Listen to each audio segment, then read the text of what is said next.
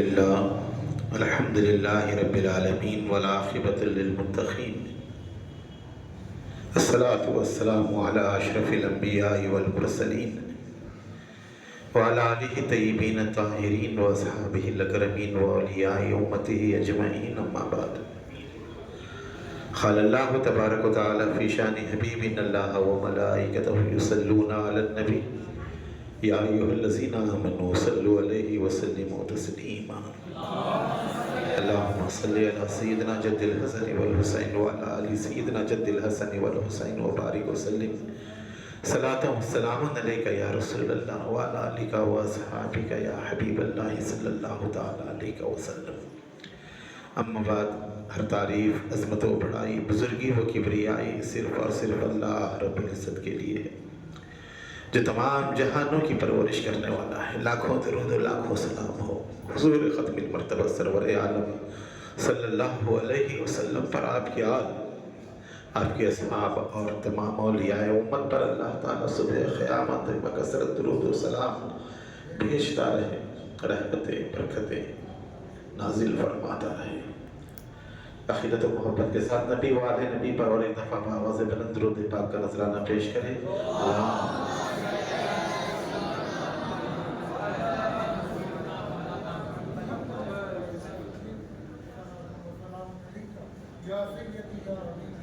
آج 7 محرم الحرام اہل بیت کے چاہنے والوں کے لیے یہ تاریخ بڑی اہمیت کی حامل ہے. 7 محرم الحرام کربلا میں آل نبی پر ظلم و ستم کے آغاز کی تاریخ ہے. 7 محرم تاریخ انسانیت میں ایسی تاریخ نہیں آئی جو کربلا کے میدان میں محمد کے نواسے پر آئی، علی کے لاڈلے پر آئی. 22,000 کا شامیوں کا لشکر، ایک روایت کے مطابق 40,000 کا لشکر، اور ادھر آل رسول کے خیمے میں 72 جانثار، چند بیبیاں، معصوم بچے، نوجوان اور چند ضعیف لوگ.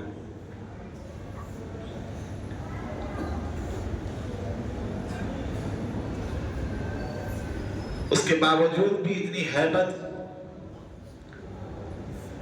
اتنا خوف شامی لشکر پر تھا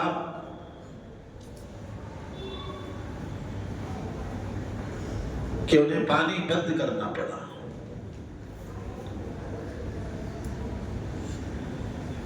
آپ جانتے ہیں انسان کھانا نہ بھی کھائے تو برداشت کرتا ہے، لیکن پیاس برداشت نہیں کرتا.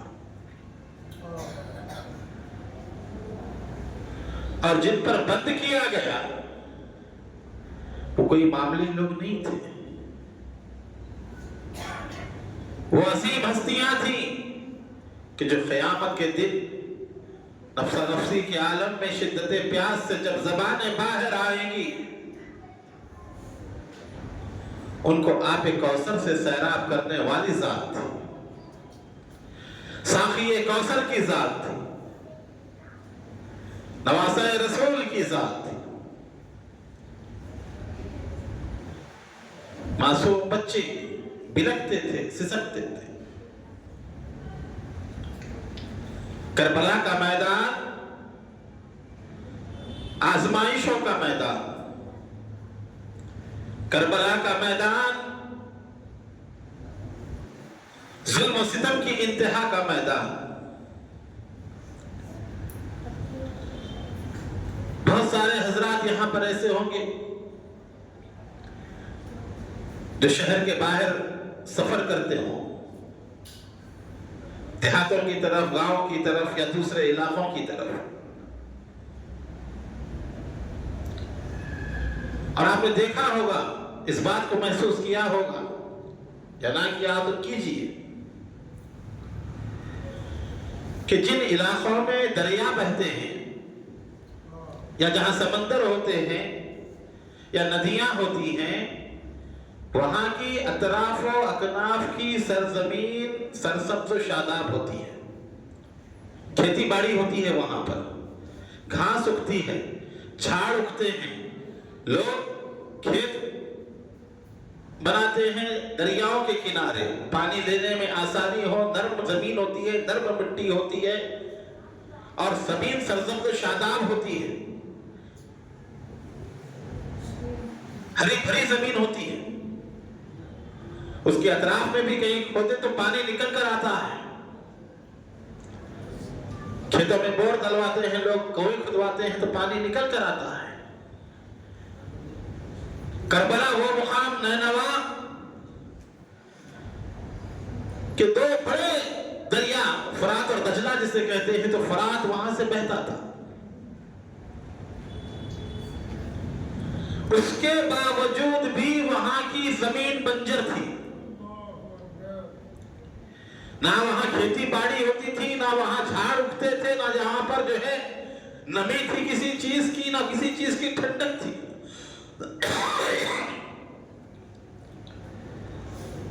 دریا ہونے کے باوجود بھی کوئی ہریالی کا تصور نہیں تھا وہاں پر،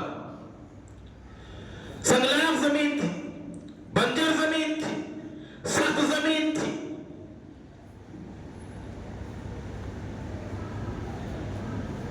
تو ایسی زمین پر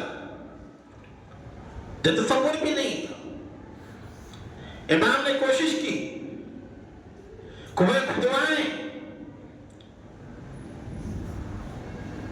عباس 3 کنویں کھدواتے ہیں کربلا کی زمین میں۔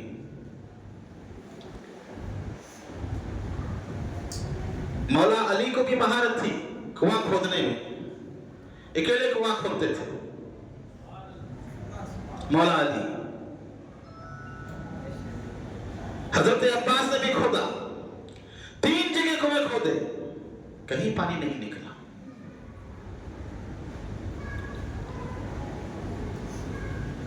سخت ترین سنگلاخ زمین۔ 7 محرم کو عمر بن سعد کو حکم آتا ہے عبید اللہ ابن زیاد بدنہاد کی جانب سے کہ اہل بیت پر پانی کو بند کر دیا جائے۔ 4000 کا فوج کا لشکر دریائے فرات کے اوپر پانی روکنے کے لیے ٹھہرایا گیا، پانی بند کر دیا گیا۔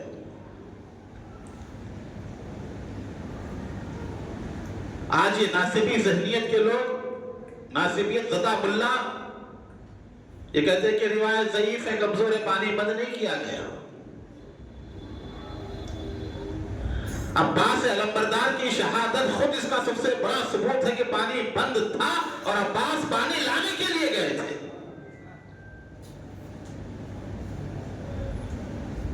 پانی لانے کے لیے گئے تھے، مشکیزہ بھرا، دریائے فرات میں اترے۔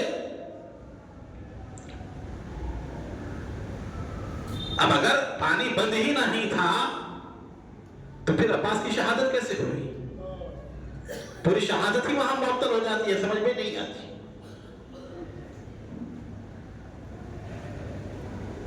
چودہ سو سال سے تواتر کے ساتھ لوگ 7 تاریخ میں فاتحہ کا اہتمام کرتے ہیں، 7 کو کسی کی شہادت نہیں ہوئی، کوئی شہید نہیں ہوا، نہ قاسم شہید ہوئے نہ اکبر و اصغر، پھر بھی 7 تاریخ کو فاتحہ کا اہتمام محبان اہل بیت کے گھرانوں میں ہوتا ہے، اور ہمارے پاس دکن میں یہ رواج ہے 7 تاریخ کو جو ہے فاتحہ دلاتے ہیں، تو یہ اسی یاد کو تازہ رکھنے کے لیے ہے کہ 7 تاریخ وہ تاریخ ہے جس دن آل محمد پر پانی بند کر دیا گیا۔ کسی کی شہادت کی تاریخ نہیں ہے 7، قاسم کی تاریخ نہیں ہے۔ لوگ لے لیتے ہیں فاتحہ میں حضرت قاسم کا نام ہے، کسی بزرگ کا نام، اہل بیت کے۔ تو یاد رہنے کے لیے تو کیا گیا.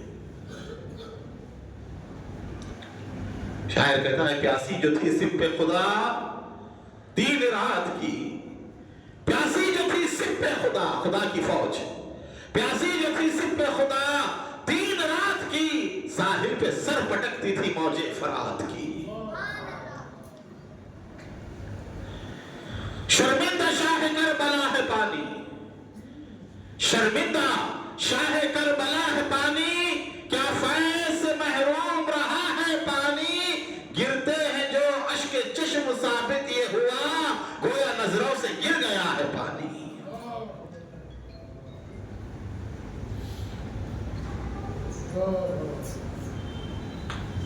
تو یہ وہ پانی جو آنکھوں سے آنسو گرتے ہیں، اس بات کی غمازی کرتے ہیں کہ ہماری نظروں سے پانی گر گیا ہے.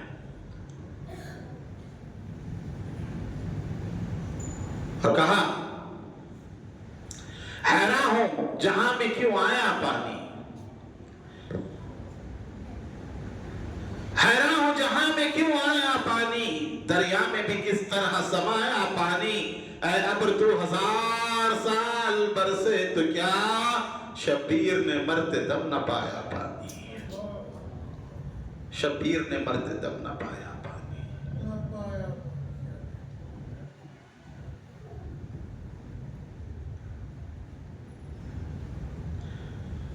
امجد حیدرآبادی رحمت اللہ علیہ کہتے ہیں پیاسے رہے 3 دن اس پر بھی، پیاسے رہے 3 دن اس پر بھی، اس قہر زدہ شہر کا پانی نہ پیا، اس قہر زدہ شہر کا پانی نہ پیا. اللہ رے تقوائے حسین ابن علی، ان کافروں کی نہر کا پانی نہ پیا.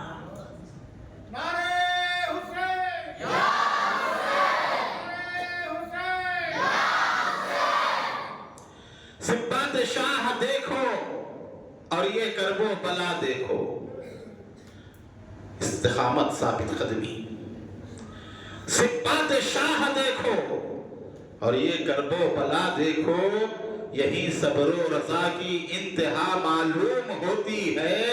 فرشتے بھی یہ کہتے تھے کہ جسم ابن حیدر پر، فرشتے بھی یہ کہتے تھے کہ جسم ابن حیدر پر شہادت کی خبا کیا خوشنما معلوم ہوتی ہے، شہادت کی خبا کیا خوشنما معلوم ہوتی ہے. ابھی آپ نے بلبل باغ مدینہ باقر حسین صاحب سے جو ہے نذرانہ عقیدت سماعت فرمایا.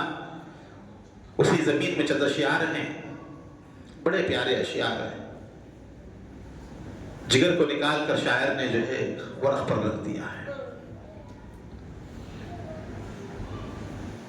کہتے ہیں لفظوں میں کیا سمائے گی سیرت حسین کی، کیا بول سکتے ہیں ہم، کیا بیان کر سکتے ہیں. ہمارے ویسے لاکھوں پڑے ہوئے ہیں، 1400 سال سے بول رہے ہیں، قیامت تک کے بولتے رہیں گے، پھر بھی تشنگی باقی رہتی ہے. شاعر کہتا ہے لفظوں میں کیا سمائے گی سیرت حسین کی، سردینا راہ حق میں ہے سنت حسین کی. نیزے پہ کی تلاوت قرآن حسین نے، نیزے پہ کی تلاوت قرآن حسین نے، قرآن کر رہا ہے تلاوت حسین کی. پیاسے جو تھے لہو کے پلایا انہیں لہو، دشمن کے ساتھ تھی یہ مروت حسین کی، دشمن کے ساتھ تھی یہ مروت حسین کی. دوشے نبی پہ تھے کبھی نیزے کی نوک پر، دوشے نبی پہ تھے کبھی نیزے کی نوک پر، کم ہو سکی نہ کہیں بھی رفعت حسین کی.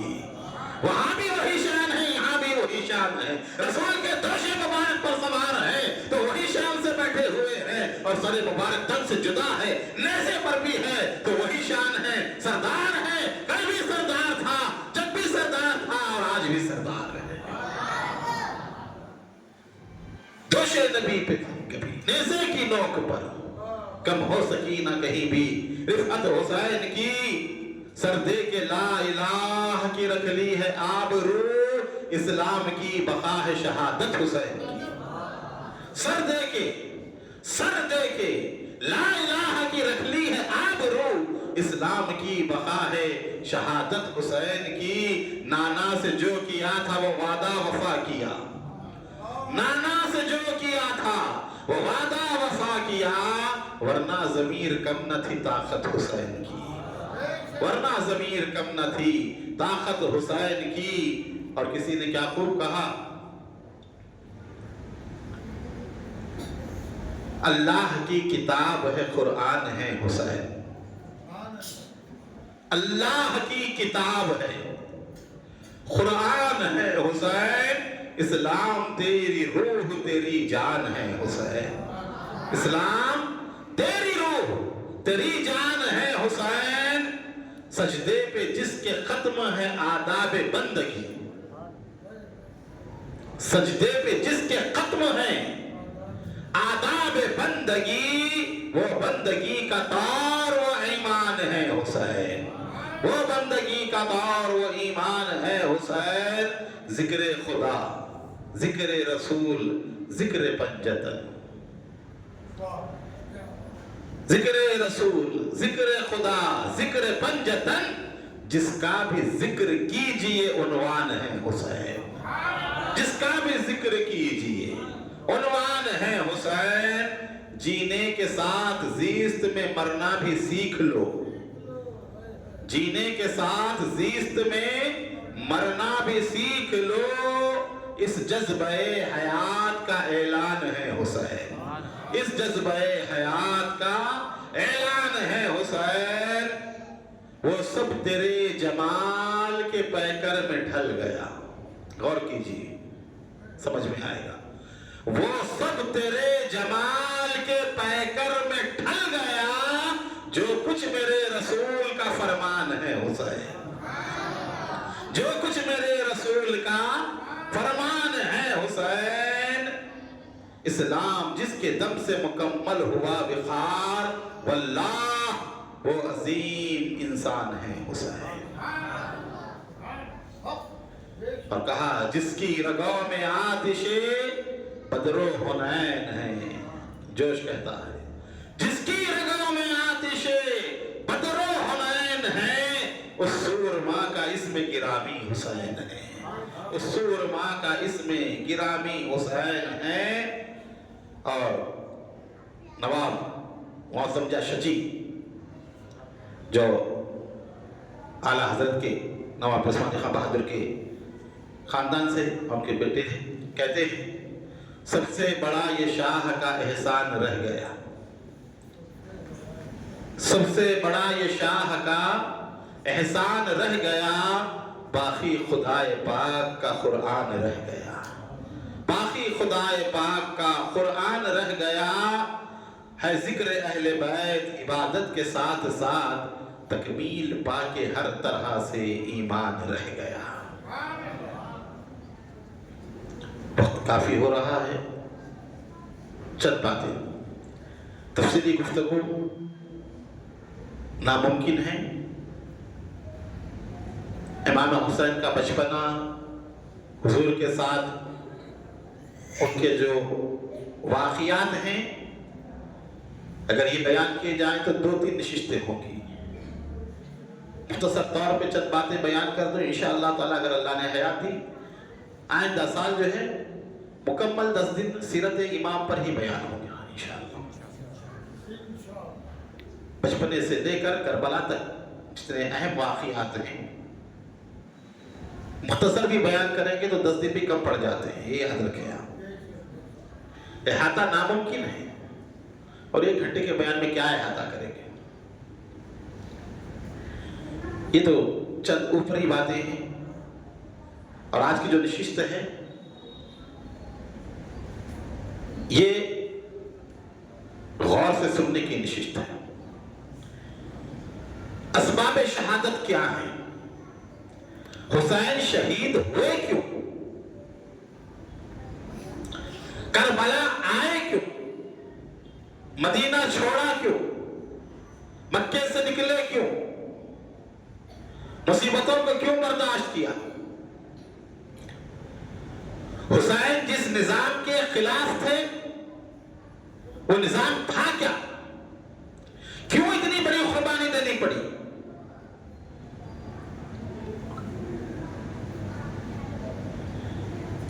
یزید کی مخالفت کیوں تھی؟ اس کو سمجھیں۔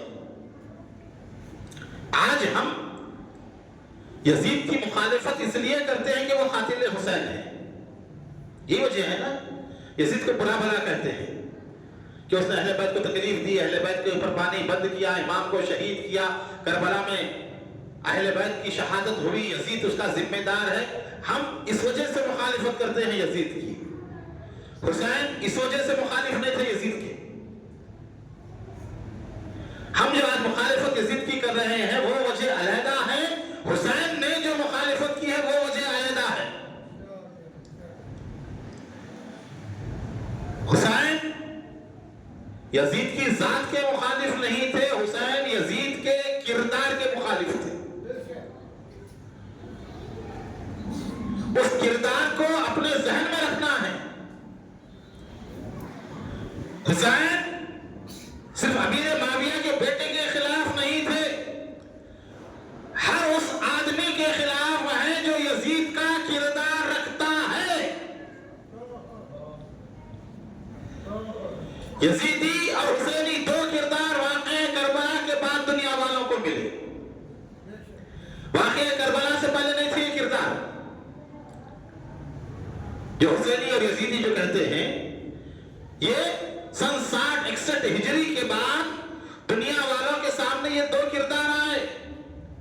صبر، ہمت، وفا، جرت، حرارت ایمان، اتباع رسول، اسلام کی پابندی، شریعت کی حفاظت، نمازوں کی تحفظ، دین کا تحفظ، دین کے لیے سب کچھ قربان کر دینا، عزم و وفا کا اعلان کرنا، یہ حسینی کردار ہے۔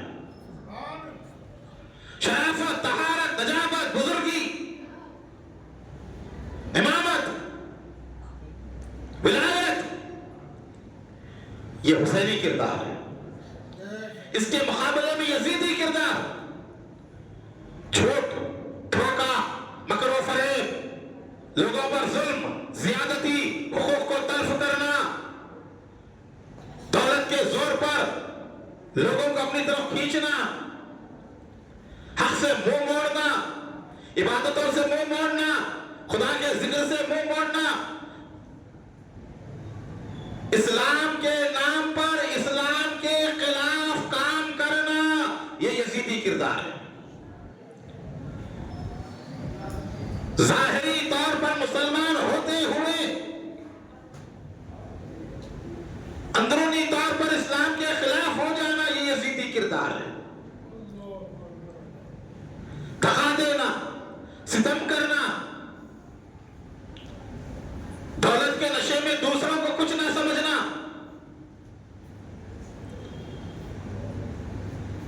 یہ یزیدی کردار ہے۔ حسین یزیدی کردار کے خلاف تھا۔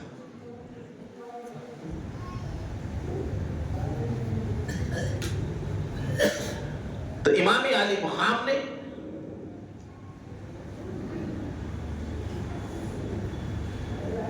یزیدی کردار کے خلاف آواز اٹھائی۔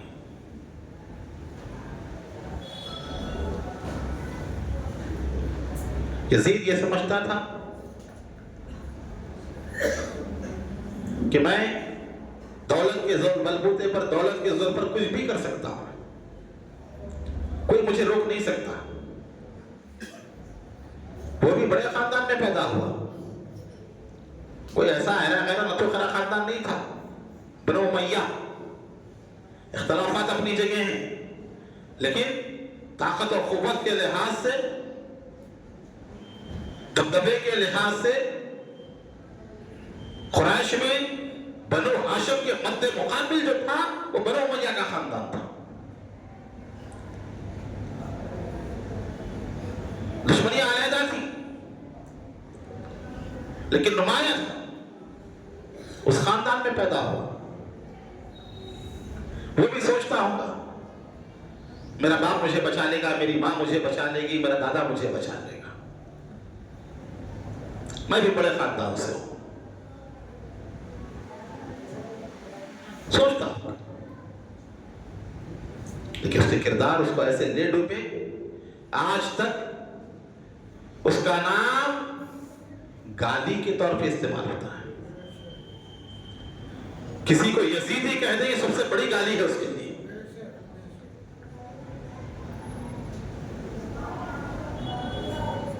اور کسی حسینی کہہ دیں، اس کا سینہ فخر سے اونچا ہو جاتا ہے۔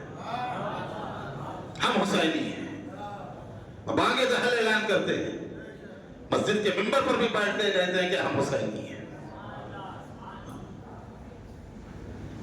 تو حق میں یہ طاقت ہوتی ہے، سچائی میں یہ طاقت ہوتی ہے۔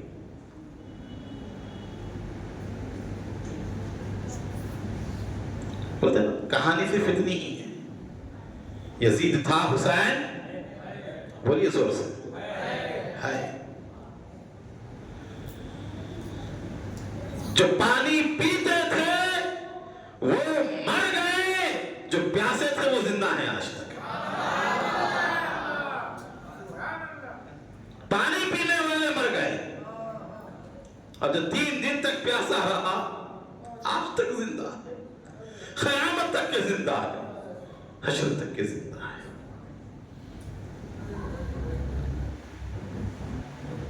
تو حسین نے بتایا،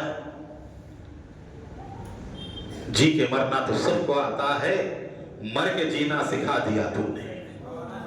مر کر کس طرح زندہ رہتے ہیں، یہ درس حسین ابن علی نے دیا ہے۔ یہ درس کربلا کا ہے، خوف بس خدا کا ہے۔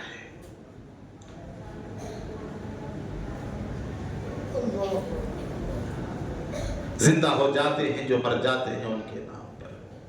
اللہ اللہ، موت نے کس کو مسیحا کر دیا؟ بات تھی کیا؟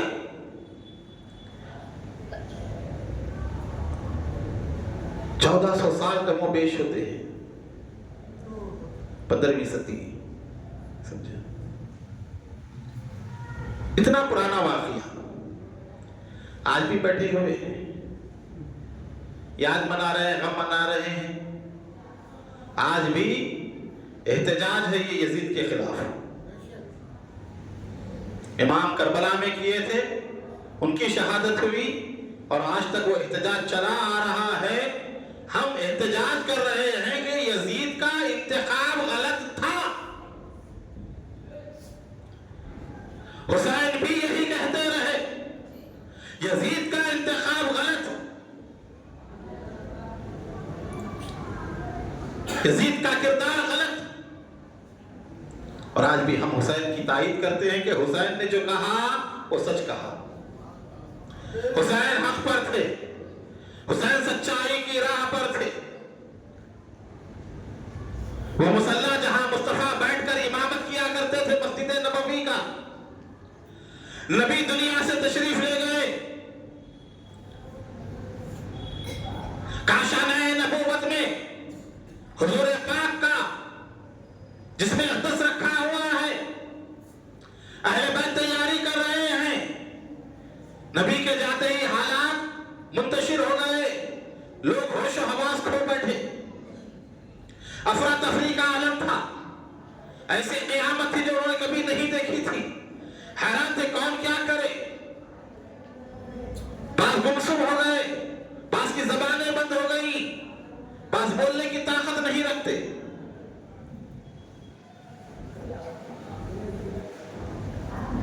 فاروق اعظم کا واقعہ آپ سنتے، تلوار لے کر پھر رہے تھے، کہتے تھے کہ جو کہیں کہے محمد مر چکے ہیں میں اس کو کاٹ ڈالوں گا، ایسے جذبات۔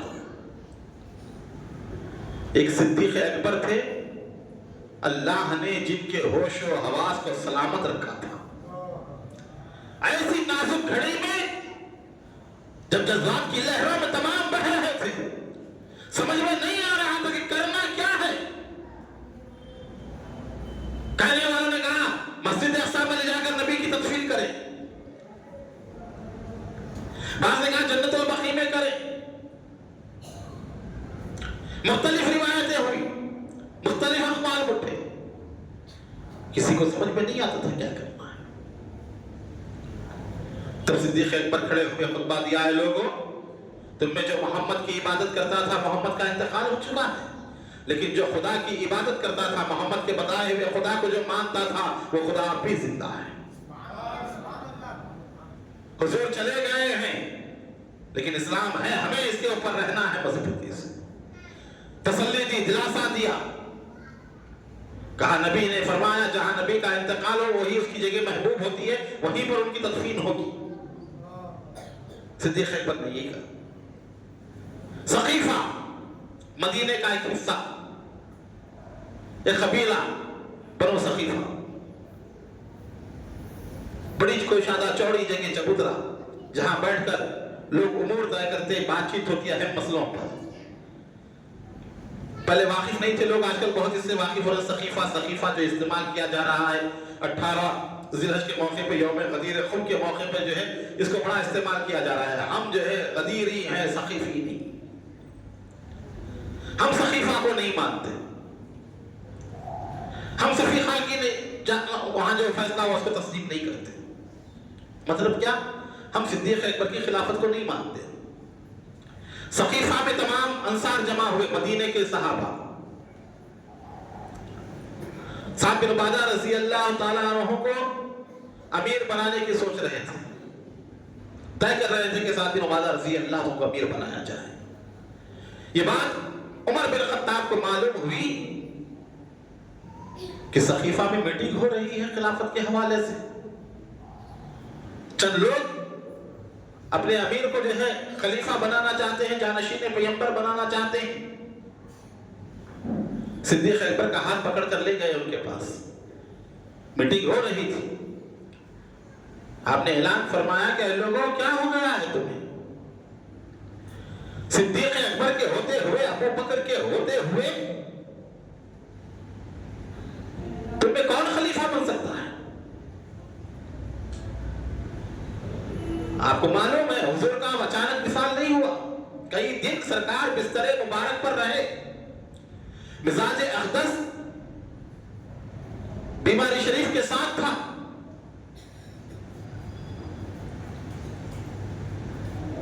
اذان کا وقت ہوتا، اذان ہوتی، مؤذن آ کر اطلاع دیتے یا رسول اللہ جماعت کا وقت ہو چکا،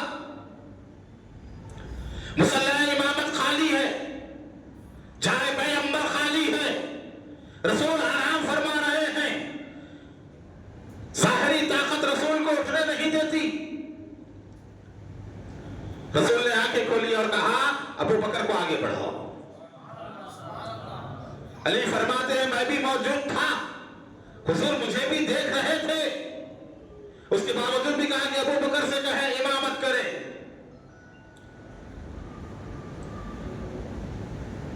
سیدہ بی بی عائشہ صدیقہ نے کہا یا رسول اللہ وہ نرم دل ہے، آپ کے مصلی پہ کھڑے نہیں ہو سکتے۔ کہا نہیں، ابو بکر کو کہو کہ وہ امامت کرے۔ حضور کی حیات ظاہری کے آخری ایام میں مسلسل تمام نمازوں کی امامت ابو بکر صدیق کرتے رہے۔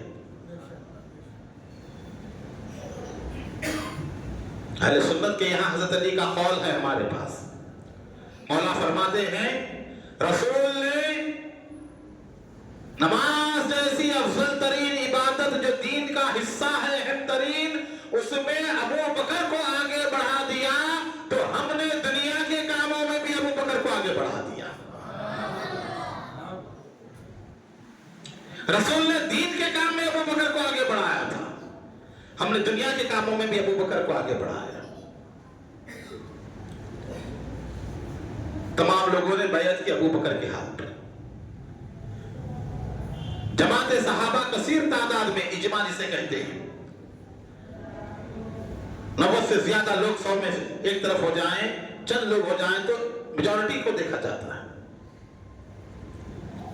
اجماع صحابہ اکرام کا، اکابر صحابہ اکرام نے بیعت کر لی، چند صحابہ رہے ناراض، ایسے نہیں کہ جو ہے سبھی کر لیے تھے، بعض تھے، بعض نے بیعت نہیں کی، لیکن کثیر تعداد میں صحابہ اکرام متفق ہو گئے۔ اہل بیت بھی اس میں شامل نہیں تھے، وہ حضور کے ساتھ تھے، ساتھ انجام دے رہے تھے اور ادھر یہ معاملہ طے ہو گیا. حضرت علی وہیں پر تھے, تمام اہل بیت کے حضرت عباس کی اولاد تمام وہیں پر تھے. اور آپ سوچ سکتے ہیں کہ ایسے حالات میں کوئی جا کر پوچھے ان سے مشورہ لے گا, آپ کیا کہتے ہیں, آپ کی رائے کیا ہے, ہم کس کو خلیفہ بنانا چاہتے ہیں؟ جب وہ آخری مراسم انجام دے رہے ہیں, اس کام کے لیے کون جا کر کہے گا وہاں پر؟ کیا لے کر آئیں گے ان کو وہاں سے؟ چلیے آپ چھوڑیے, آئیے وہاں پر.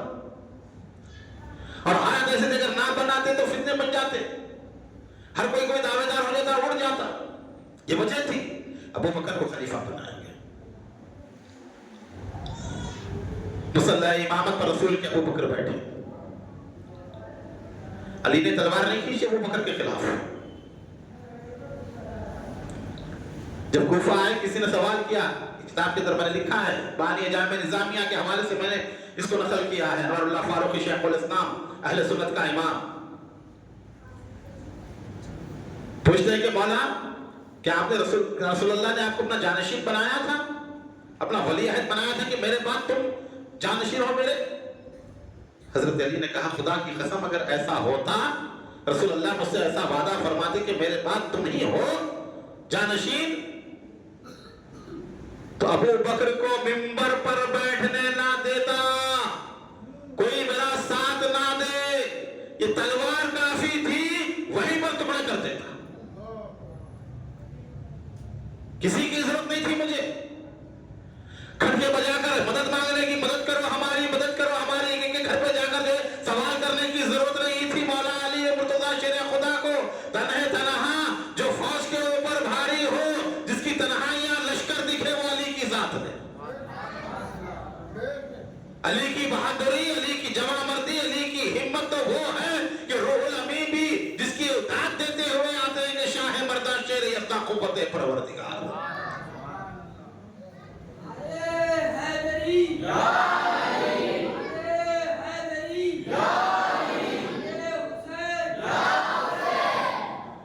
کوئی ساتھ دے نہ دے, علی کو ضرورت نہ تھی. علی کا اگر حق ہوتا تو علی نکال دیتے منبر سے.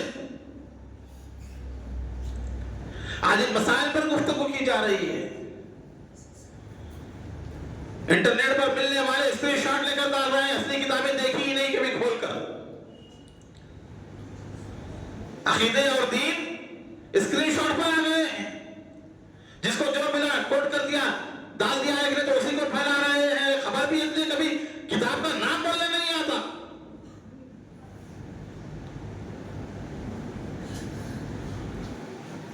کتاب پڑھی نہیں کبھی, اصل مراجع کی طرف رجوع ہی نہیں ہوا, مساجد کی طرف گیا ہی نہیں. مطالعہ کرا, پڑھا تو معلوم پڑے گا. کسی غالی نے اسکرین شاٹ ڈال دیا, اس کو پھیلا رہا ہے. خلفائے ثلاثہ کے خلاف, خلافت کے خلاف, علی کے نام کی آڑ میں علی کے یاروں کے ساتھ غداری.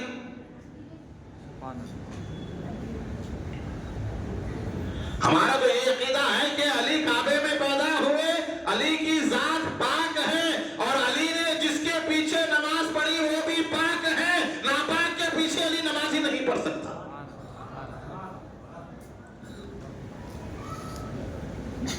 وہ اور لوگوں کی بولی جو کہتے ہیں کہ علی نماز کو نہیں آتے تھے, علی نے نماز نہیں پڑھی. خلفائے ثلاثہ کے پیچھے ہمارے پاس تو حضرت علی کا خود بیان ہے کہ یہ نماز میں موجود رہتے تھے. ابو بکر کا ساتھ دیا. فرماتے ہیں کہ ابو بکر کے ساتھ میں جو ہے جہاں بھجاتے جاتا تھا, مال لے کر آتا تھا, وہ غنیمت تقسیم کرتے تھے, میں اپنا حصہ لیتا تھا ان کے پاس سے, ان کے حکم سے میں حج جاری کرتا تھا. گھر میں بیٹھے نہیں رہے. کہتے ہیں عمر بن خطاب, خدا کی قسم علی نہ ہوتا تو عمر ہلاک ہو جاتا. کیوں؟ جتنے فیصلے ہوتے علی ان میں مشورہ دیتے تھے.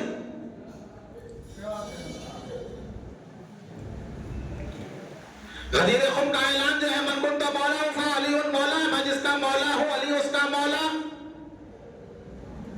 اعلان ولایت, یہ روحانی جانشینی کا اعلان ہے. ہم صوفیاء اکرام کا عقیدہ رکھتے ہیں, شریعت میں ابو بکر ہمارا امام ہے, طریقت میں علی ہمارا امام.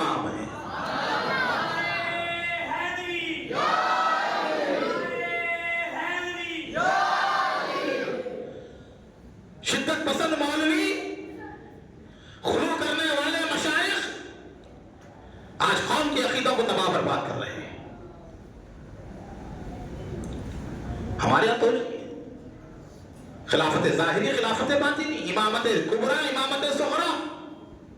آج دنیا طاہر القادری شیخ الاسلام کے پیچھے پڑی ہوئی ہے، انہوں نے ایسا کہا، انہوں نے ایسا کہا. ظاہری باطنی خلافت امامت نکالتی فیصلہ. طاہر القادری کے گھر کے نکلا ہوا مسئلہ نہیں ہے یہ، شیخ الاسلام کا اپنا خود ساختہ مسئلہ نہیں ہے. بندہ نواز کی کتاب پڑھا کر دیکھو، یہی لکھا ہوا ہے. اقتباس الانوار دیکھو، اسی میں بھی یہی لکھا ہوا ہے. میرۃ الاسرار دیکھو، اسی میں بھی یہی لکھا ہوا ہے. تمام اکابر اولیاء اللہ کی کتابیں دیکھو، یہی لکھا ہوا ہے. امامت کی دو قسمیں ہیں. امامت کبریٰ روحانی امامت ہے، اس میں حضرت علی رسول اللہ کے جانشین ہیں. امامت صغریٰ جو ظاہری خلافت ہے، سلطنت ہے، اس میں ابو بکر رسول اللہ کے جانشین ہیں. کتابیں پڑھیں گے معلوم ہوگا اولیاء اللہ کی صوفیاء کی. حضور کی میراث تین طرح سے تقسیم ہوگی. حضور کا علم پورے صحابہ میں تقسیم ہوا. حضور کی ظاہری سلطنت خلفائے راشدین کو ملی، اور حضور کی باطنی ولایت اہل بیت اطہار کو ملی. حضور کے بعد علی ہے تو ہم چڑھتے نہیں. علی شاہ مرداں امامن کبیرہ کے بعد از نبی شد بشیرن نذیرہ. ہمیں تکلیف نہیں ہوتی. کیوں؟ روحانی طور پر ہمارے پورے سلسلے حضرت علی کے بعد حضور ہی سے ملتے ہیں. حضور کے بعد علی کا نام آتا ہے اس میں. اور یہ جتنے اعتراض کرنے والے مولوی ہیں، کبھی فرصت ملے تو اپنا شجرہ اٹھا کر دیکھیں مرشد نے جو دیا ہے کہ وہ شجرہ کہاں سے آیا ہے. اعتراض کرنے سے پہلے، علی کی ولایت کے اوپر حروف اٹھانے سے پہلے، یہ کہنے سے پہلے کہ سب ظاہری باطنی تمام چیزیں سب صدیق اکبر کو، علی کو کچھ بھی نہیں ملا اس میں، یہ بولنے سے پہلے اپنے مرشد کا دیا ہوا شجرہ اٹھا کر دیکھ کہ وہ شجرہ کس سے ہے، حضور کے بعد کس کا نام آتا ہے، اس کے بعد بحث کرا. چاہے چشتی سلسلے کا ہو، چاہے قادری سلسلے کا ہو، چاہے رضوی سلسلے کا ہو. نقشبندیوں کی بھی سند متصل وہ حضرت علی سے ہے. صدیق اکبر سے روحانی فیض ملا نقشبندیوں کو. لیکن جو ظاہری خلافت ہے، جو ہاتھ میں ہاتھ دے کر بیعت جسے کہتے ہیں، وہ بھی مولا علی سے. شجرے پڑھو، خسر عارفہ محمد علی رحمت اللہ علیہ کی کتاب ہے شجروں کے اوپر، کبھی پڑھ کے دیکھو معلوم پڑے گا. غیر ضروری منتشر کر دیے ہیں. علماء شاگردوں کو پھٹکا کر رکھ دیے ہیں، مشائخ مریدوں کو جو ہے گمراہ کر کے رکھ دیے. شدت و غلو کا ماحول. ابو بکر کا نام لیتے ہیں تو علی کا نام نہیں سنتے، علی کا نام لیتے ہیں تو ابو بکر کی اہمیت کو نہیں جانتے. اعتدال ہو. ہمیشہ علم حاصل کرو، صحیح معلومات کرو. اسکرین شاٹوں سے آپ عالم نہیں بن سکتے. ایک صفحہ پڑھنے سے پوری کتاب نہیں آتی. سیاق و سباق کیا ہے، وہ تمام چیزیں علم میں ہوں. اگر کوئی کتاب کھول کر ایک لائن لے کر بتائے کہ یہ ان کا عقیدہ تھا، بلکہ نہیں، یہ پوری کتاب جو پڑھے گا اس کو معلوم پڑے گا کہ مہتاب چشتی کا عقیدہ کیا ہے. ایک لائن سے کوئی بتا نہیں سکتا میں نے ایک جملہ لکھ دیا اسی کو لے کر کہیں گے کہ یہ ان کا عقیدہ تھا. نہیں، شروع سے آخر تک پڑھنا پڑے گا، تب سمجھ میں آتا ہے کہ کیا کہہ رہے ہیں، کیا بات ہے، کس تناظر میں یہ گفتگو ہو رہی ہے. صدیق اکبر رضی اللہ تعالیٰ عنہ، صحابہ کرام کی کثیر تعداد ان کی خلافت متفق ہوئی. 6 مہینے کے بعد حضرت علی نے بھی بیعت کی. یہ بھی حقیقت ہے، اس وقت بیعت نہیں کیا. شہزادی کونین کی مزاج مبارک مسلسل ناساز رہتی. حضور کے وصال کے بعد سیدہ زہرا پاک کو کسی نے ہنستے ہوئے نہیں دیکھا. دن رات روتی تھی. کہتے ہیں کہ جنت البقیع میں کمرہ بنا ہوا تھا، مولا علی لے جاتے تھے، لوگ سنیں گے آواز ہو کر، وہ کمرے میں بیٹھ کر جو ہے شہزادی کونین بابا جان کے غم میں لے کر رویا کرتی تھی. بیت الحزن اسے کہتے تھے.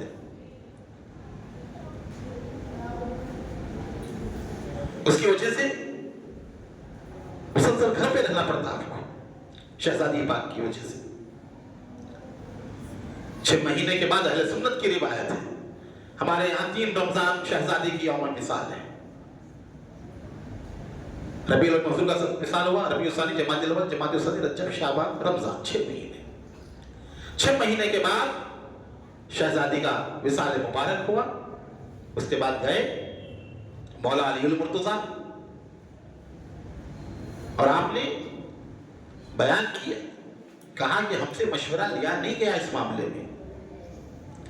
آپ نے بیعت کی لیکن اپنا احتجاج درج کروا کر بیعت کی.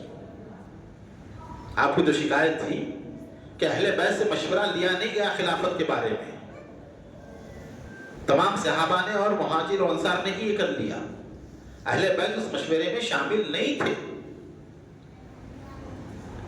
6 مہینے کے بعد جب علی نے بیعت کر لی، علی کا ایک بیعت کرنا پورے اہل بیت کا بیعت کرنا ہے. اجماع ہو گیا، پورے آ گئے، ابو بکر کی خلافت قائم ہو گئی.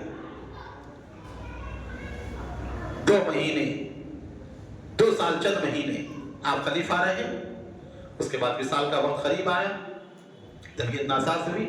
اکابر صحابہ کے مشورے سے آپ نے عمر کا نام زد کیا، نام جو ہے خلافت کے لیے. تمام لوگوں نے اس کی توثیق کی. آپ کی وصال کے بعد عمر جانشین ہوئی. اس مسلح نبوت پر عمر بن خطاب تشریف فرما ہوئے. عمر کی جب شہادت ہوئی 26 ذی الحجہ فجر کے وقت حملہ ہوا. ابو لولو فیروز نے پیچھے سے حملہ کیا آپ پر، جس کی وجہ سے آپ گر گئے. عبد الرحمن بن عوف نے مختصر نماز پڑھائی. اس کے بعد آپ کو لایا گیا مکان پر. 27 28 29 3 دن رہے آپ. حملہ ہونے کے بعد 3 دن تک بستر مبارک پر رہے. ذی الحج کا 29واں مہینہ تھا. 29 تاریخ کی شام میں، جس کے بعد پہلی لگتی ہے محرم کی، چاند دکھتا ہے، 29 کا مہینہ تھا. 3 دن کے بعد آپ کا جو ہے شہادت کا واقعہ پیش آیا. ان 3 دنوں کے درمیان میں حملہ ہونے کے بعد آپ نے کمیٹی بنائی. حضرت علی، عبد الرحمن بن عوف، سعد بن ابی وقاص، حضرت طلحہ، حضرت عثمان غنی، حضرت زبیر. کہا یہ 6 لوگ ہیں، 6 میں سے کسی ایک کو خلیفہ بنانا. لوگوں نے کہا آپ کے بیٹے عبداللہ بن عمر بھی اس لائق ہیں کہ وہ بھی خلافت کے منصب پر بیٹھے. کہا خدا کی قسم عبداللہ کو نہ بنانا. مشورہ لو عبداللہ بن عمر سے. دیکھیے آپ خلیفہ راشد کہتے کسے ہیں؟ جہاں سے لوگ کہہ رہے ہیں آپ کا بیٹا بھی تو ہے خلافت کے لائق، آپ اس کا نام تجویز کیجیے عبداللہ بن عمر کا. دیانت، سچائی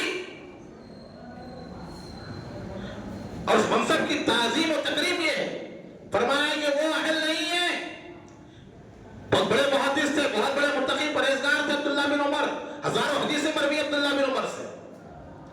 کہا کہ نہیں، قطعی طور پر نہ بنانا میرے بیٹے کو. یہ 6 آدمی جو عشرہ مبشرہ میں سے ہیں، جن کے نام کی تختیاں لگی ہوئی ہیں مسجدوں میں، یہ 6 میں سے کسی ایک کو بنانا. آپ کی شہادت کے بعد میٹنگ ہوئی. عبد الرحمن بن عوف نے کہا کہ 6 حضرات 6 میں سے منتخب کرنا مشکل ہے، 3 حضرات دستبردار ہو جائے.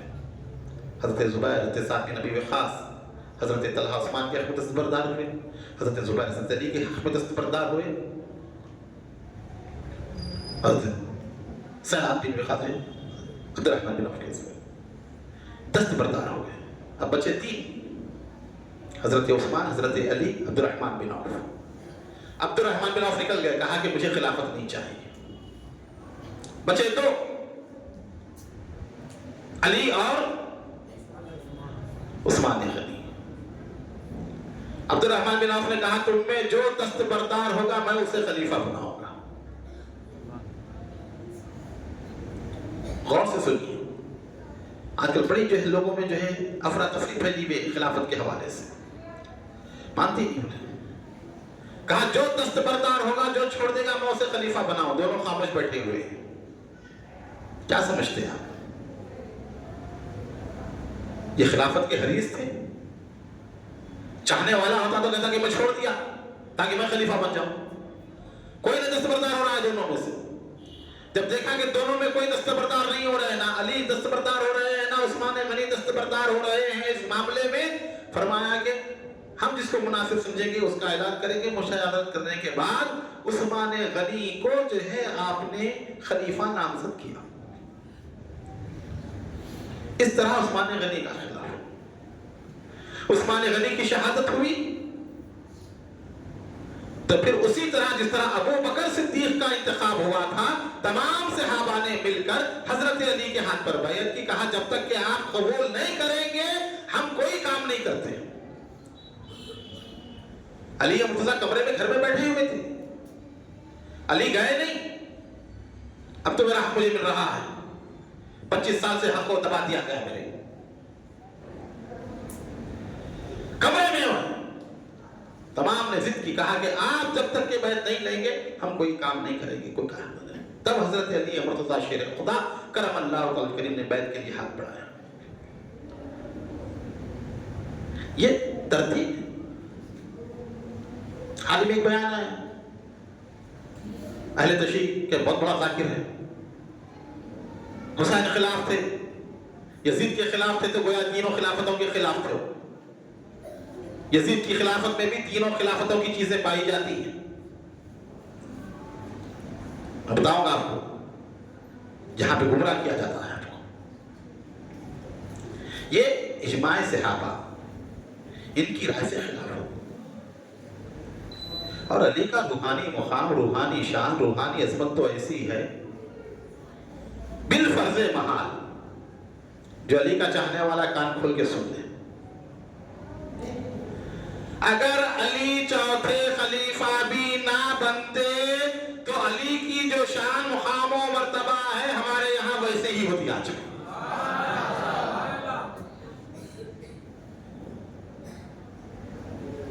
خلافت کو علی سے عزت ہے، علی کو خلافت سے عزت ہے.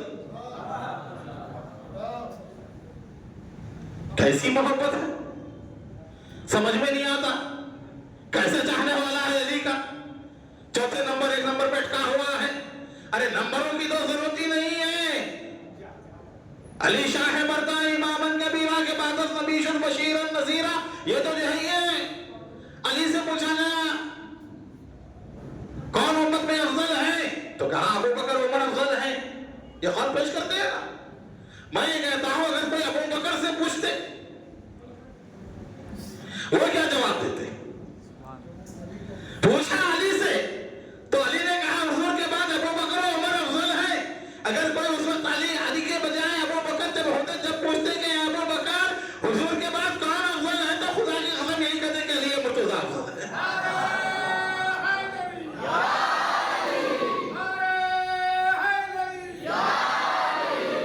کوئی عمر سے پوچھتے،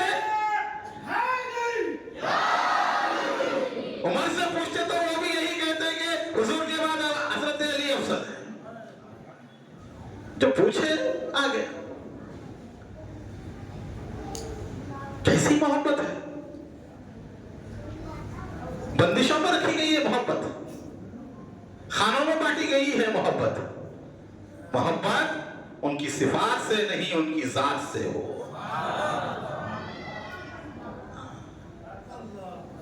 ذات علی سے نسبت ہو، ذات صحابہ سے نسبت ہو. ہمارے پاس جو کہتے ہیں یار کی یاری سے مطلب ہے نا،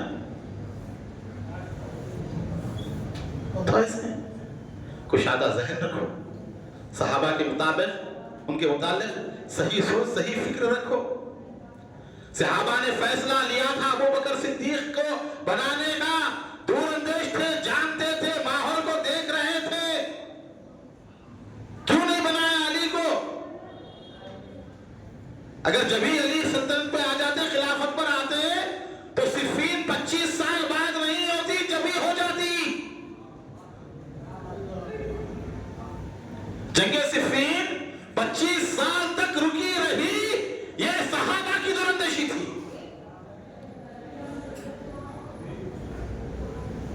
عمر بن خطاب نے خاندان بنو امیہ کو دمشق بھیجا دیا.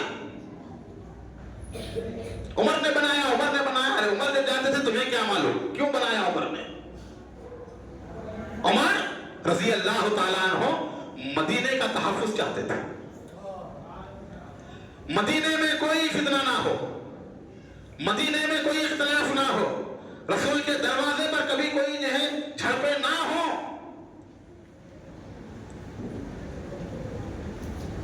صحابیت کا مقام اپنی جگہ. وہ جو فیصلہ لینے والے ہیں وہ بھی صحابہ کے سردار ہیں. سردار کو معلوم رعایا میں کون کیسا ہے, بادشاہ جانتا ہے دربار میں کون کیسے ہے. بے خبر نہیں ہوتا سردار.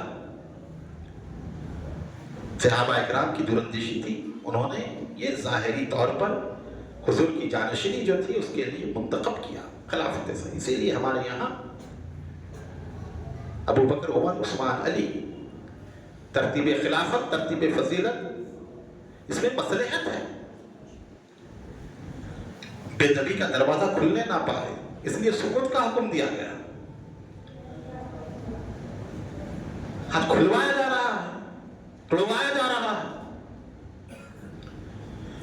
تو امام حسن, امام حسین تینوں خلفاء کے دور میں ان کے ساتھ جگہوں پر بھی جاتے, جہاں بھی جاتے وہ بھی جاتے, مال غنیمت بھی لیتے.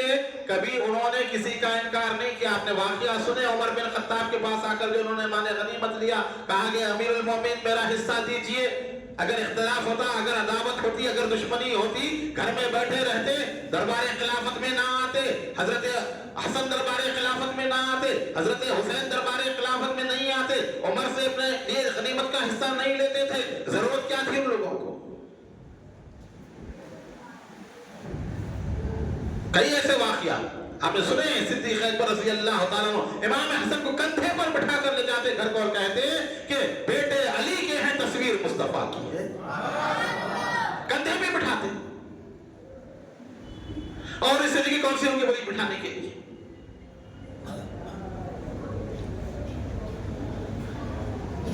ابھی آپ نے سنا امام حسین کی عظمت و فضیلت کے بارے میں منقبت میں احادیث میں کتاب میں موجود ہے. حضرت عمر رضی اللہ عنہ, عبداللہ بن عمر کہتے ہیں بیٹھے ہوئے خانہ کعبہ میں حرم کے اندر امام حسین داخل ہوئے تو لوگوں سے کہا جانتے ہو آج آسمان والوں کے نزدیک پورے زمین والوں میں سب سے افضل ترین کون ہے؟ کہا کون ہے؟ کہا یہی جو حسین ابن علی آ رہا ہے. امام حسین قبرستان سے آئے واپس دفن کے بعد, گردانوں تھے آپ کے پائے مبارک.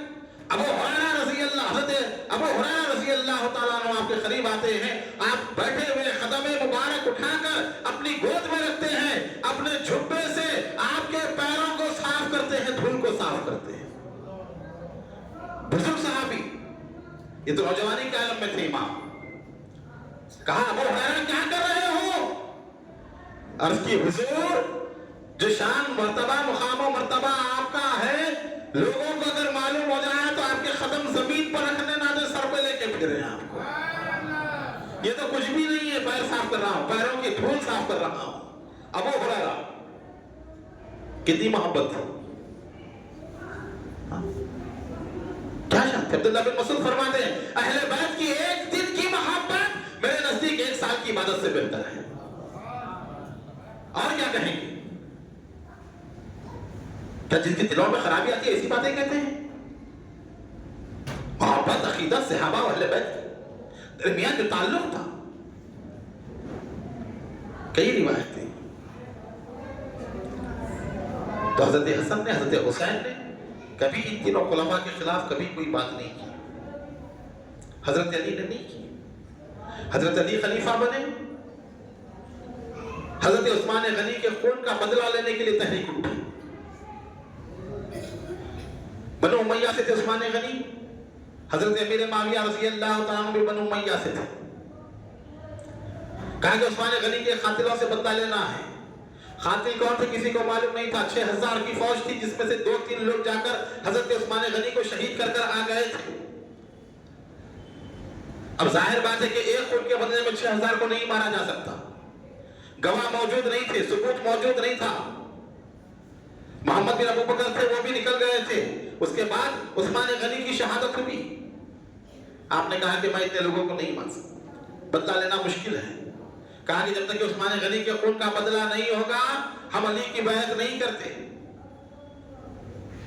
بغاوت کا آغاز ہوا.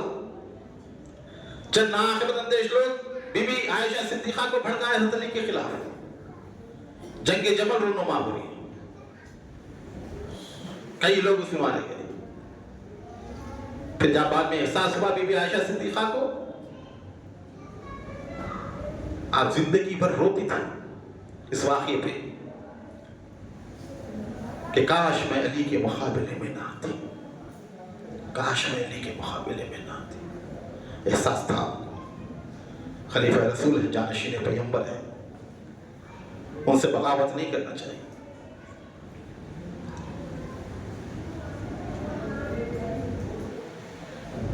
حضرت امیر معاویہ نے بغاوت کی. جنگ صفین پر، مقام صفین پر جنگ صفین ہوئی. 80,000 کے قریب لوگ اس میں شہید ہوئے.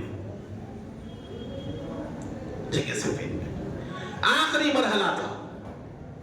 حضرت علی کی فوج غالب آنے والی تھی، کامیاب ہونے والی تھی، کامیابی کے قریب تھے. تب عمر بن سعد نے مشورہ دیا. عمر بن عاص نے کہ جو ہے صلح کر لیں گے. قرآن کو نیزوں کے اوپر اٹھایا گیا. کہا کہ ہم صلح چاہتے ہیں، ہم جنگ نہیں چاہتے. جب قرآن کو لایا گیا نیزوں کے اوپر تلواریں رکھ لی فوج نے. حضرت علی سمجھاتے رہے یہ چال چل رہے ہیں، دیکھو فتح قریب ہے، کامیابی ہونے والی ہے، چال چلی جا رہی ہے، جنگ میں چال چلتے ہیں تو کامیاب ہونے کے لیے تلواریں اندر رکھ لی گئی. صلح کے لیے جو ہے درخواست دی گئی. حضرت علی کی طرف سے ابو موسیٰ اشعری رضی اللہ تعالیٰ عنہ اور حضرت امیر معاویہ کی طرف سے عمر بن عاص. دو مقتل کے وہاں پہ دونوں کے ہزاروں کا مجموعہ صلح کے لیے. ان کا نمائندہ بھی آیا، ان کا نمائندہ بھی آیا، حضرت علی کا نمائندہ بھی آیا، حضرت امیر معاویہ کا نمائندہ آیا. صلح ہونی چاہیے. بڑی طویل گفتگو ہے اس کا کیا کریں. دونوں نے مشورہ کیا. ابو موسیٰ اشعری بزرگ صحابی تھے. کہا کہ دیکھو علی کو بھی برخاست کرتے ہیں، امیر معاویہ کو بھی برخاست کرتے ہیں، نئے سرے سے انتخاب ہوگا خلیفہ کا. کیا آپ کو منظور ہے؟ کہا ہاں منظور کرتے ہیں. دونوں کو ہٹا دیں مسلمان، انتخاب خلیفہ کا نئے سرے سے ہو، کون خلیفہ بنے. انہوں نے کہا ٹھیک ہے. کہا کہ اعلان کیجیے. عمر بن عاص نے کہا کہ آپ اعلان کریں، آپ بزرگ ہیں، آپ اعلان کریں. ابو موسیٰ اشعری کھڑے ہوئے اور کہا لوگوں میں علی کو معصوم کرتا ہوں، میں علی کو معصوم کرتا ہوں. اس کے بعد کہا آپ کیجیے اعلان. یہ کھڑے ہوئے اور کہا کہ لوگوں تم نے سن لیا ابو موسیٰ اشعری نے کیا کہا. ابو موسیٰ اشعری نے حضرت علی کو معزول کرنے کا اعلان کر دیا. جب ابو موسیٰ اشعری نے علی کو معزول کر دیا تو خلیفہ کون رہے؟ امیر معاویہ. ان کے ہاتھ پہ بیعت کرنی چاہیے. یہ پریشان ہو گئے، کہا یہ تو دھوکہ ہے گیا، یہ بات کیسی؟ جبکہ بات طے ہوئی تھی دونوں کو معزول کرنا. پھر ہنگامہ ہوا. پھر اس کے بعد خود حضرت علی امیر معاویہ دونوں نے بیٹھ کر جو ہے یہ کیا. اس کے بعد ملک شام، اس کے اطراف و اکناف کا علاقہ ان کے حوالے کر دیا گیا. اس طرح دو ٹکڑے ہوئے سلطنت اسلامیہ کے. ملک شام اور اس کا علاقہ حضرت امیر معاویہ وہاں کے بادشاہ بنے اور باقی تمام حجاز کا علاقہ حضرت علی کے حصے میں رہا. حضرت علی خلیفہ رہے. آئی بات نہیں؟ یہ چیزیں ہوئی. پھر حضرت علی کی شہادت ہوئی. شہادت کے وقت لوگ آئے حضرت علی کے پاس، کہا کہ آپ کے بعد کون ہوگا خلیفہ. آپ نے کہا کہ تمہاری مرضی تم جس کو چاہے چلو. کہا کہ حسن مشتبہ کو خلیفہ بنائے. میں نے امام حسن کے واقعات میں ذکر کیا تھا, جو لوگ تھے موجود وہ لوگ جانتے ہیں. کیا ہم حضرت حسن کو خلیفہ بنائیں؟ دیکھیے کیا شان. مولا کائنات بستر پہ ہیں, فرما رہے ہیں نہ میں اسے تمہیں روکتا ہوں نہ بنانے کی یہ کہتا ہوں, نہ بنانے کا حکم دیتا ہوں نہ منع کرتا ہوں حسن کو. کیوں؟ بنانے کا حکم اس لیے دیتا کہ یہ میرا بیٹا ہے, اور منع اس لیے نہیں کرتا کہ یہ رسول اللہ کا نواسا ہے. قابلیت ہے, صلاحیت ہے, تمام چیزیں ہیں, منع بھی نہیں کرتا میں مت بناؤ لوگ, اور نہ بنانے کا حکم دیتا ہوں. حضرت علی کی شہادت کے بعد امام حسن کے ہاتھ پر لوگوں نے بیعت کی, کوفے والوں نے. واقعات بڑے لمبے طویل تاریخی واقعات ہیں یہ. اعتراض کرنے کے لیے علم کی ضرورت نہیں, یاد رکھیے. اعتراض کرنے کے لیے علم کی کوئی بھی کر سکتا ہے, کوئی بھی کھڑے ہوئے اعتراض کر سکتا ہے. کہیں کو بنے ابو بکر صدیق کو خلیفہ, علم کی ضرورت ہے. عمر کیوں بنے؟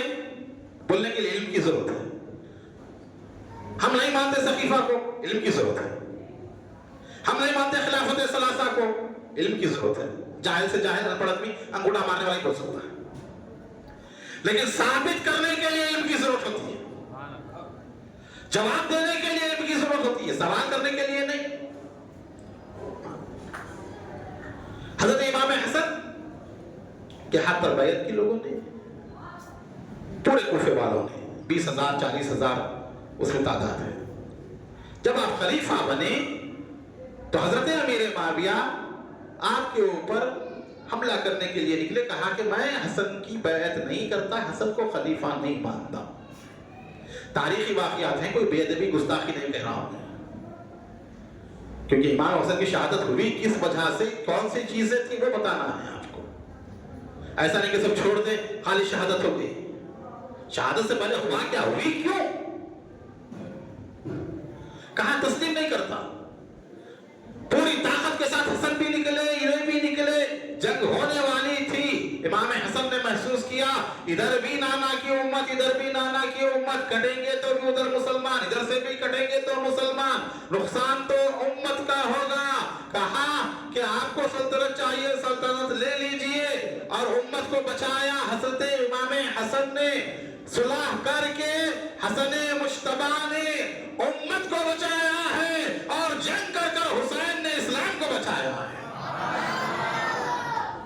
امت بچی تو حسن مشتبہ سے.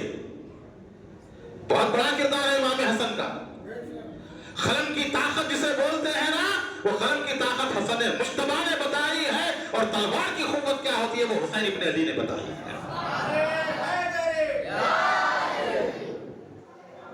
تو امام حسن دستبردار ہو جاتے ہیں.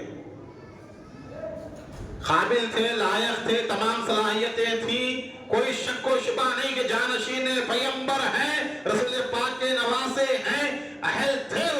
اس کے باوجود بھی آپ نے جو ہے خلافت کو چھوڑ دیا, دستبرداری اختیار کی. یہ اتنا بڑا ایثار, اتنی بڑی قربانی ہے, تاریخ میں کسی نے اتنی بڑی قربانی نہیں دی ہے. پوری سلطنت کو چھوڑ دینا یہ حسن مشتبہ کا بڑا ایثار ہے. نانا سے محبت تھی, نانا کی امت سے محبت تھی, لائق ہوتے ہوئے بھی, قابل ہوتے ہوئے بھی آپ نے چھوڑ دیا سلطنت کو. یہ حسن کی قربانی ہے. لوگوں نے بہت ساری باتیں کی, مخالفین نے بہت سارے کیا کہتے ہیں آپ کے طنز کرنا, تانے مارنا. حسن کے ساتھ بول دیا, کھڑے ہوئے منبر مبارک پر کہا کہ لوگوں اب تک ہم تمہارے سردار تھے, تم ہمارے رعایا, اب ہم تمہارے مہمان ہیں, ہم نے خلافت چھوڑ.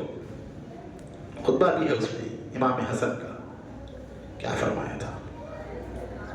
تو اس طرح امام حسن کے چھوڑنے کے بعد حضرت امیر معاویہ پوری اسلامی سلطنت کے مطلق الانعام خود مختار بادشاہ بن گئے. پورا آپ کے تصرف میں آ گیا. پھر اس کے بعد امام حسن کو زہر دیں گے. صلح حسن نے نہیں کی، صلح حضرت امیر معاویہ نے کی.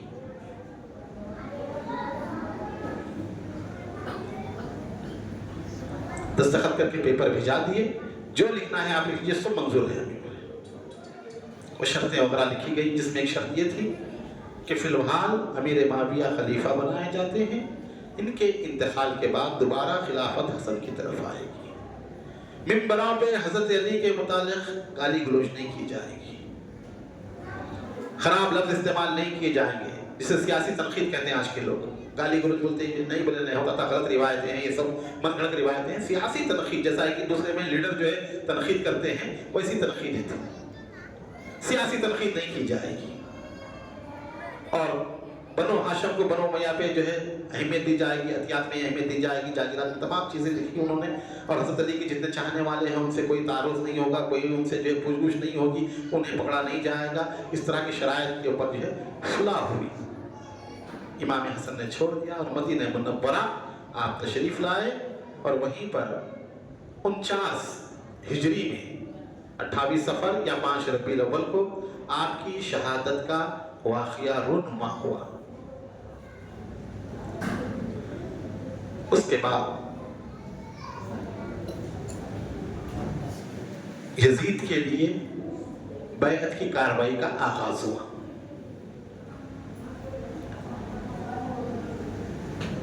یزید کا جو معاملہ ہے نا، یہ اچانک نہیں آیا تخت پہ. 10 سال پیچھے سے محنت ہے تخت پہ بٹھانے کے لیے. حسن مجتبیٰ کی شہادت کے بعد کوفے کے گورنر تھے مغیرہ بن شعبہ، بصرہ کے گورنر عبید اللہ کا باپ زیاد بن ابو سفیان، مصر کا گورنر عمرو بن عاص. یہ جو ہے اسلامی سیاست کے ستون ہیں. خلافت کے بعد جو سیاست شروع ہوئی نا، عربوں کی سیاست ان لوگوں کے اطراف پھرتی ہے، بڑے ستون سیاست کے. حضرت امیر معاویہ نے ارادہ کیا کوفے کی گورنری سے مغیرہ بن شعبہ کو نکالیں اور سعید بن عاص کو کوفے کا گورنر بنائیں. اس تبادلے ہوتے ہیں گورنروں کے. یہ بات مغیرہ کو پہنچی. جناب مغیرہ نے کیا کیا؟ سیدھا کوفہ چھوڑ کر دمشق آئے اور یزید سے ملاقات کی. کہا کہ دیکھو تمہارے والد بوڑھے ہو چکے ہیں، کون سی چیز رکاوٹ ہے کہ وہ تمہیں اپنا جانشین نامزد نہیں کر رہے ہیں. دیکھیں انتخاب جو ہو رہا ہے وہ بتا رہا ہوں کیسا ہوا. تاریخ کی بات ہے. آپ بولیں گے حدیث میں حوالہ دکھاؤ تو حدیث میں کہاں سے ملے گا؟ ہم مانتے نہیں، بولے تاریخ کو تو اب آپ کی مرضی ہے، تاریخ مانیے مت مانیے. سورج آنے کے بعد بھی آنکھیں بند کر لیجیے، آپ کی مرضی. بولیے اندھیرا ہے، میں مانتا ہی نہیں سورج کو. ہاں گھر میں بیٹھ کے لائٹ بند کر لیجیے، بولیے گھر میں اندھیرا ہے، میں مانتا نہیں. آپ کی مرضی پہ تاریخ کی بات ہے، مانتے مانیے، نہیں مانتے مت مانیے. اب یہ تو نہیں کہتے کہ ماننا ضروری ہے، واجب ہے، فرض ہے، کچھ بھی نہیں ہے. جہاں ایسی باتیں لوگ تاریخ ہے، غلط روایتیں ہیں، چھوٹی روایتیں ہیں تاریخ کے اندر. اب یہ چیزیں حدیث میں کہاں سے ملیں گی؟ یزید کو کس طرح بنایا گیا؟ تاریخ کی بات ہے. ہم نے بھی تاریخ سے لی، بڑے اکابر علماء نے تاریخ لکھی ہے. کوئی ایسے لوگوں نے تاریخ نہیں لکھی، انگریزوں نے تاریخ نہیں، مسلمان علماء کی تاریخ ہے، ان لوگوں نے لکھی ہے. الاستیعاب اور دیگر کتابیں، تاریخ کامل وغیرہ تمام چیزیں، تاریخ الخلفاء، بڑی بڑی تاریخ ہے. اس میں سے مغیرہ بن شعبہ آئے، آ کر کہا کہ تمہارے والد تمہیں کیوں نہیں بنا رہے ہیں؟ کہو کہ وہ اپنی زندگی ہی میں تمہیں اپنا جانشین بنا دے. یہ بات ذہن میں ڈالی گئی یزید کی. اب وہ چاہتے تھے کہ یزید کا سپورٹ مل جائے گا تو جو ہے میری گورنری ہے نا، سیاست ہے. دیکھیے ہاں کچھ بھی ہو سکتا ہے. یہ بات یزید جا کر اپنے ابا جان سے کہتا ہے. بولے کہ بابا جان آپ مجھے جانشین کیوں نہیں بناتے, اعلان کیوں نہیں کرتے؟ آنکھیں کھل گئی ان کی, کان اڑ گئے. کہا یزید یہ کیا کہہ رہا ہے؟ کہاں سے آئی یہ فکر؟ کہاں سے سوچ آئی؟ تو کہا کہ مغیرہ بن شعبہ رائے دیتے ہیں کہ مجھے منتخب کرتے ہیں, اعلان کرتے ہیں اپنی زندگی میں جو ہے مجھے بنا دیں. بلایا گیا مغیرہ بن شعبہ, کہا کہ تم نے یزید کے ذہن میں یہ بات ڈالی. کہا کہ امیر المومنین آپ جانتے ہیں عثمان غنی کی شہادت کے بعد جو مسلمانوں کے درمیان واقعات ہوئے, خون ریزی ہوئی, میں چاہتا ہوں کہ دوبارہ ایسا نہ ہو. آپ اپنی زندگی ہی میں یزید کو اپنا جانشین بنا دیں تاکہ مسلمان لڑے نہیں بعد میں. توقف کیا, کہا کیا ہو سکتا ہے ایسا؟ ہو سکتا ہے. کہا دیکھیے جہاں تک کوفے والوں کا معاملہ ہے میں ذمہ داری لیتا ہوں, کوفے والے بیٹھ کر لیں گے, وہ گورنر تھے وہاں کے, کوفے والے بیٹھ کر لیں گے.